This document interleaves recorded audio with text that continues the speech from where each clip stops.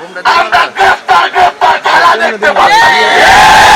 এই অভ্যুত্থানের যারা সহযোদ্ধা তারা কখনো জীবন দিতে প্রস্তুত ছিল, এখনো জীবন দিতে প্রস্তুত।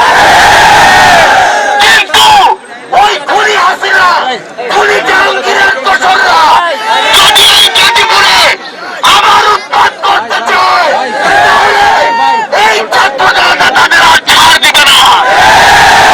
গতকালকে আমাদের অনেক সহযোদ্ধাকে তারা রক্তাক্ত করে দেয়। আমাদের সহযোদ্ধাদের তারা জীবন আমরা অন্তর্বর্তীকালীন সরকারকে বলতে চাই, এই ছাত্র জনতা রক্ত আর জীবন দিয়ে আপনাদেরকে ওই সরকারে বসিয়েছে, তাদের জীবনের নিরাপত্তাকে দিবে। এই পুলিশ প্রশাসন নতুন করে চেয়ারগুলোতে বসিয়েছে, সেই পুলিশ প্রশাসন এখনো কেন